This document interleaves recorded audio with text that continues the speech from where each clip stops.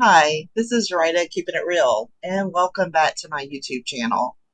We are reading through the Bible using the Good News Bible, and we are up to the book of Zechariah. We are almost finished with the Old Testament. Close, but not finished. So I've read already Zechariah chapter 1, and there are 12 chapters to go.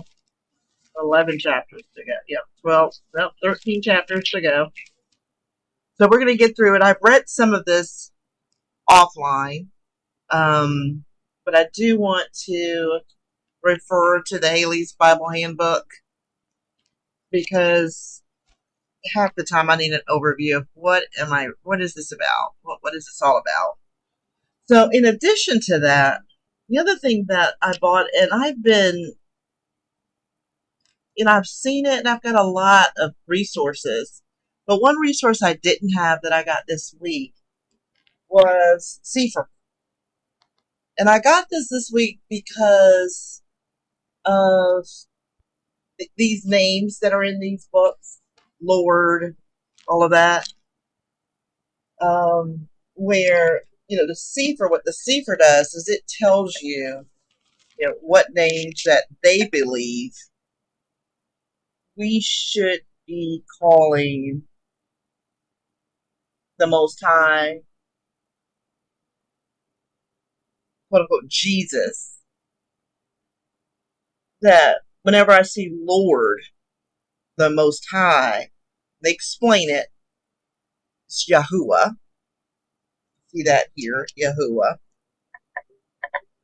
And then Yahushua, the name of the Messiah.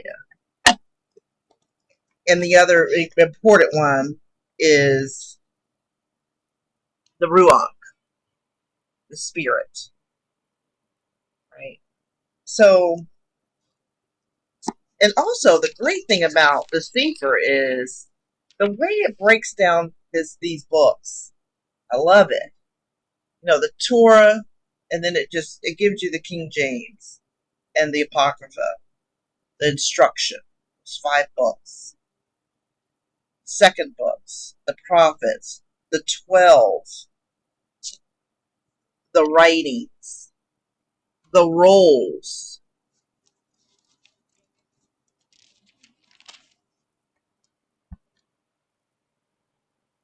Second Temple, Synoptic Gospels, Acts of the Apostles, Disciples or Epistles, Paul's Epistles, and John's Gospel and Epistles. And that's the way I think I'm going to read these books, in this order, because it just makes sense to me. But I am going to refer to the Bibles, Halley Bible's Handbook, and the Cepher from here on out. So just know that. So let's go back to the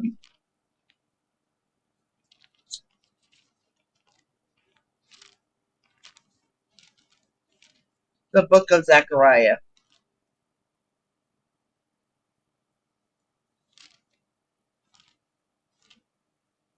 So let's just kind of figure out, what is this book about?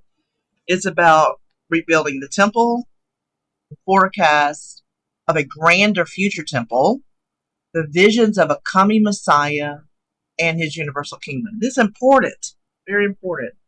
So I don't want to just rush through it. I really want to know, what I'm supposed to get out of this book. So you've kind of already read who Zechariah was. He was a contemporary of Haggai. And so while Haggai seems to have been an old man, Zechariah was young, because he was the grandson of someone. So we know that he was, they think he was a young man. That's important, right? So we've already read chapter 1 about the captivity due to disobedience. And then he has some visions. He has some visions of horses and visions of horns and smiths. So now we're on chapter 2, the vision of the measuring line. Let's read what highlighted in chapter 2, because I did read some of this, like I said, outside of the video. So the vision of the measuring line. So another angel came to him to meet him and said, "Run and tell the young man with the measuring line that there are going to be so many people and so much livestock in Jerusalem that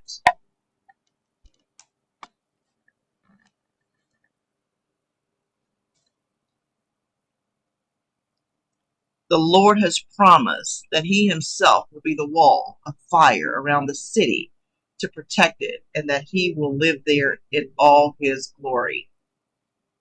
The exiles are called to come home. I scattered you in all directions, but now you exiles escape from Babylonia and return to Jerusalem." So you see where it says there, so the Lord Almighty. So what does the Cepher say? Cepher says this. Just a moment.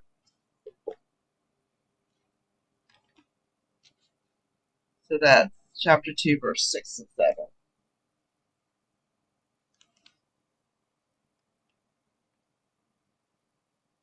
Yahuwah. Yahuwah. So we're going to replace that with Yahuwah, which is like they replace Yahuwah with the Lord Almighty. It is like a, it's so ridiculous to me. It's a web and a puzzle all put together where you have to try to figure it out, and you can't figure it out without the Ruach HaKodesh. You cannot.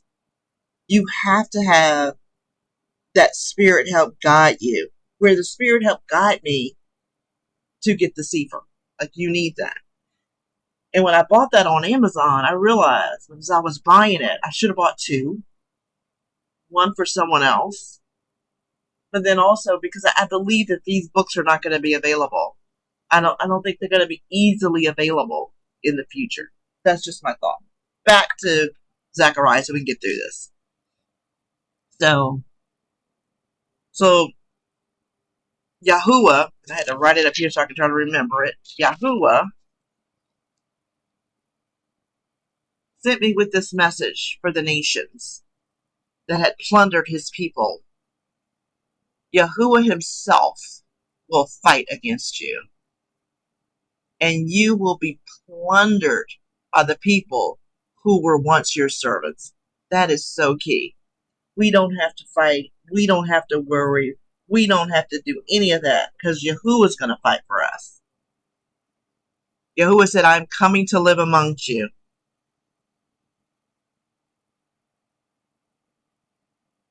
Judah will be the special possession of Yahuwah in his sacred land, and Jerusalem will be the city he loves most of all. That's chapter 2. Chapter 3, the prophet's vision of a high priest.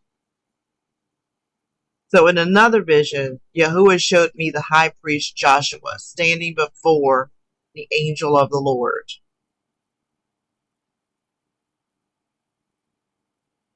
And there beside Joshua stood Satan. What does that say? It says Satan in the Cepher. Stood Satan, ready to bring an accusation against him. The angel of Yahuwah said to Satan, "May the Yahuwah condemn you, Satan. May Yahuwah, who loves Jerusalem, condemn you. This man is like a stick snatched from the fire." Joshua was standing there, wearing filthy clothes. The angel said to his heavenly attendants, "Take away the filthy clothes this man is wearing." Then he said to Joshua, "I have taken away your sin, and I will give you new clothes to wear." He commanded the attendants to put a clean turban on Joshua's head. They did so, and then they put the new clothes on him. while the angel of Yahuwah stood there.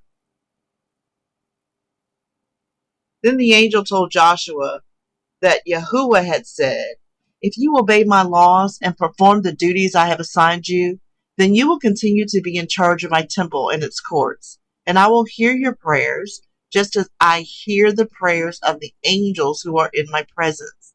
Listen then, Joshua, you who are the high priest, and listen, you fellow priests of his, you that are a sign of a good future. I will reveal my servant, who is called the branch.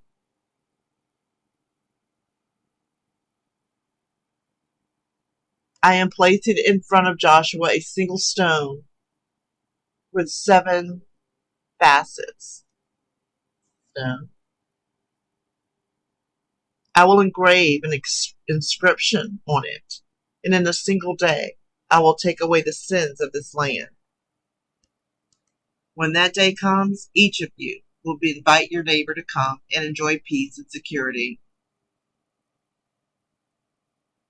surrounded by your vineyards and fig trees." That was chapter 2, the prophet's vision of a high priest. Chapter 4, the vision of the lampstand. The angel who had been speaking to me, just imagine, this young man, Zechariah, and an angel is coming down and giving him these visions. So the angel who had been speaking to me came again and roused me as if I had been sleeping. "What do you see?"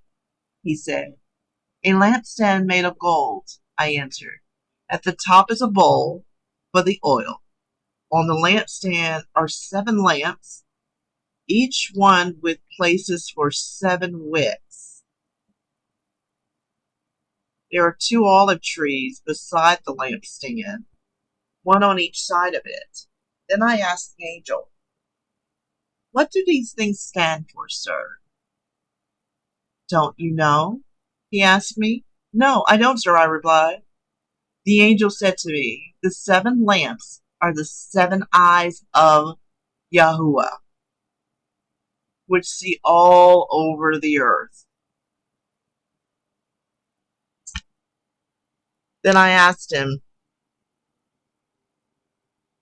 "What do the 2 olive trees on either side of the lampstand mean? And what is the meaning of the 2 olive branches beside the 2 gold pipes from which the olive oil pours?" He asked me, "Don't you know?" "No, I don't, sir," I answered. Then he said, "These are the 2 men whom Yahuwah has chosen and anointed to serve him,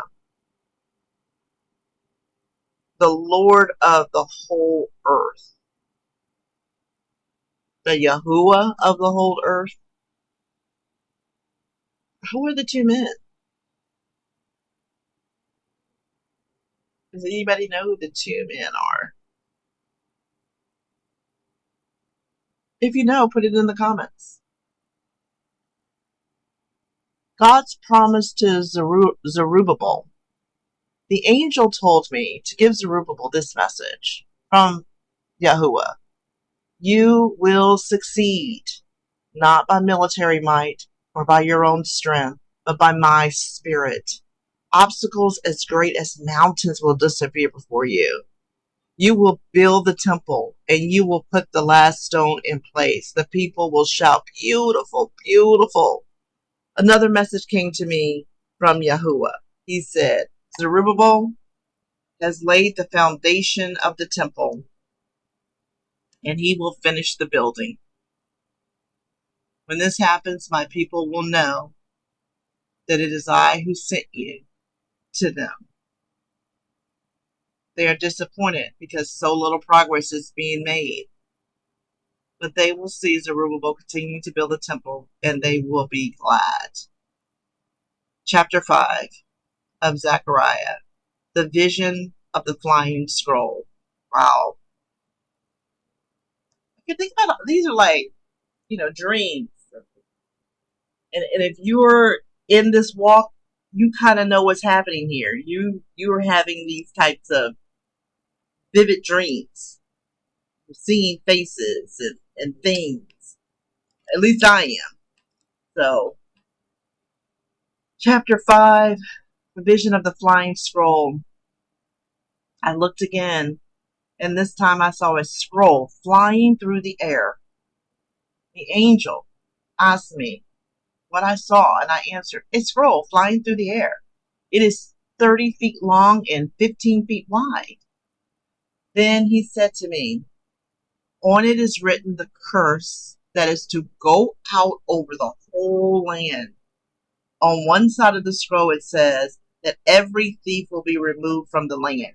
And on the other side it says that everyone who tells lies under oath will also be taken away. Yahuwah says that he will send this curse out, and it will enter the house of every thief. Wow. And the house of everyone who tells lies under oath. It will remain in their homes and leave them in ruins. Wow. The vision of the woman in the basket. The angel appeared again and said, look, something else is coming. What is it? I asked. He replied, it is a basket, and it stands for the sins of the whole land. The basket had a lid made of lead. As I watched, the lid was raised, and there in the basket sat a woman. The angel said, this woman represents the wickedness. Then he pushed her down into the basket and put the lid back on top. I looked up and saw two women flying towards me with powerful wings like those of a stork. They picked up the basket and flew off with it.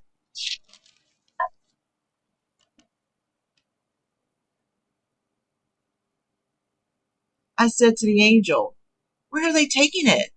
He answered, to Babylonia, where they will build a temple for it. When the temple is finished, the basket will be placed there to be worshipped. Okay. Chapter 6. The vision of the 4 chariots. I saw another vision. This time, I saw 4 chariots coming out from between 2 bronze mountains. The first chariot was pulled by red horses, and the second by black horses, the third by white horses, and the fourth by dabbled horses. Gotta look up that word, dabbled, see what that means. Then I asked the angel, sir, what do these chariots mean? He answered, these are the 4 winds. They have just come from the presence of Yahuwah of all the earth. The chariot pulled by the black horses was going to the north. This is like instruction, like an instruction manual or something. It's like, to me, I feel like I'm peeking into something. So the black, situated here.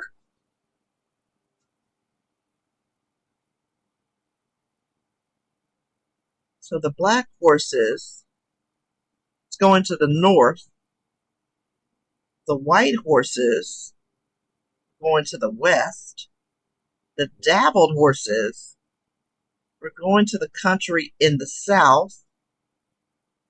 And the dabbled horses come out. What? As the dabbled horses come out, they were impatient to go and inspect the earth.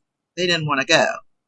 The angel said, go and inspect the earth. Oh, because he's sending these chariots out to inspect the earth. The dabbled horse didn't want to go. So the angel said, go. Get out of here. Go inspect the earth. Do what I told you to do. And they did it. Then the angel cried out to me. The horses that went north to Babylonia had quieted Yahuwah's anger. Wait a minute. Are there not? There's 4 chariots. 1, 2, 3. There's another chariot. Where's the red one going? 4 chariots coming. 2 bronze mounts. The first chariot was pulled from the red. Bear with me. was red. Second was black. Third was white. The fourth was dabbled. Black, white, dabbled. Where is the red horse? Does it address that? Okay. Let's see. The command to crown Joshua. The Lord gave me this message. He said, take the gifts given by the exiles Haldai, Jabajai, and Jedi, and go at once to the home of Joshua, son of Zephaniah. All these men have returned from exile in Babylonia. Make a crown out of silver and gold. Make a crown out of the silver and gold they were given. And put it on the head of the high priest Joshua, son of Jehozadak. Tell him that Yehuda says, the man who is called the branch, I think that's Yahushua,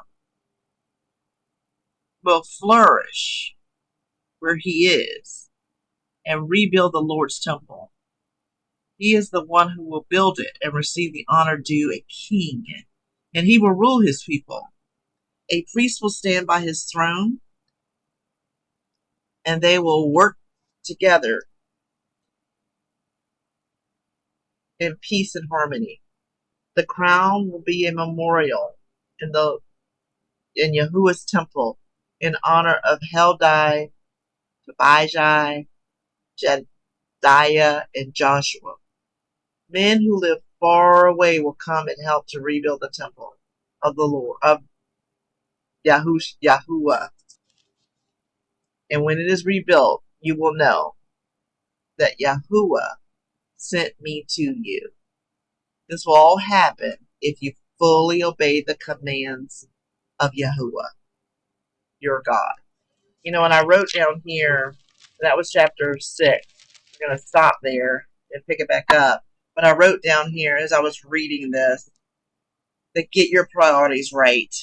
Start doing right by Yahuwah. And blessings will flow from your obedience. It should be but for your obedience. If you do right. Renew your commitment to the Most High and focus on His priorities. That's important to me because today is the Sabbath. It's August 23rd. Or the day that I believe is the Sabbath. The things that there's one thing I was supposed to do today that I usually do every year. I live in Hampton, Virginia, and Fort Monroe does 1619 commemoration of the first Africans coming over to what was Port Comfort. And I usually go there and set up a table for my business. I've done that for the last 2 years. And I've enjoyed it. I enjoy meeting the people. But something told me I cannot do that this year. I cannot do it. I have to stay the course. I have to stay the course. And I thought, wonder why they would have that event on the Sabbath. And I thought about that for a minute and thought, this is back to this, get your priorities right. You're supposed to take a day off of work. That was like work. Setting up a table for my business, that's like work. It's like marketing. So that was, Zechariah. We've gotten up through chapter 6. And we'll pick up the next video with hopefully the rest of it. Or at least a portion of it. So until then, actually, sorry, I need to color something, don't I? That's what this is. It's coloring. So we're at the 24-minute mark. This won't take long. I'm going to color this picture of the single stone with the 7 faucets on it.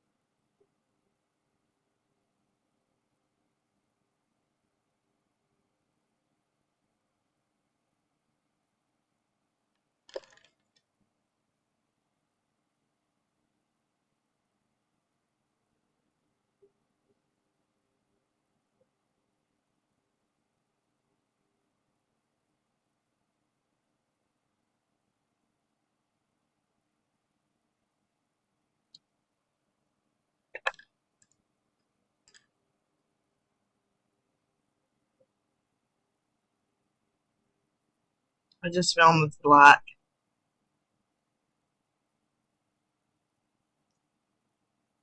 the other day. What it says, black nor negro. I just found this. It wasn't in my. I usually keep all of these pencils in this little pouch here, and it wasn't in there. And I didn't have a lot of dark. Notice I don't have a lot of dark colors. I just had these. This is my darkest color. But then I saw this black one and something else that just the other day. It's another place that I have a lot of pens and pencils. And I thought, this is what I've been missing. It is. It's what I've been missing. The depth to it. But I can't get with that gray.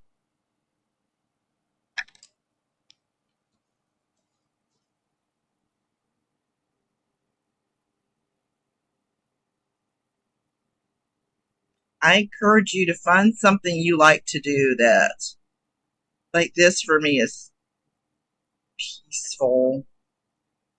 If I wasn't talking right now, it would just take me to another place, it's like a peaceful place where you can't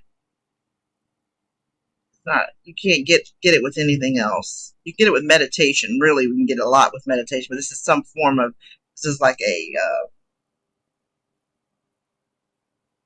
where you're supposed to take meditation, where when you're sitting there meditating, you can't sit and meditate the rest of your life. But if you find something that can take you to a meditative place, like this does, anything, it could be cooking, but you need to find something that gets you outside of your thinking, your mind, your thoughts.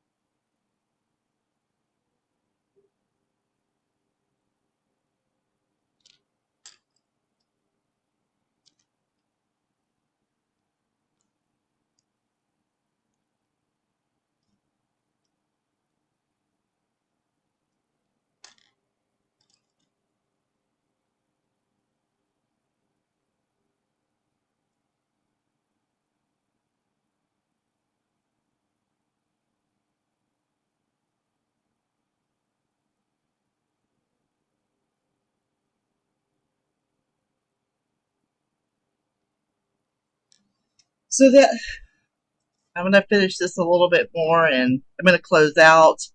And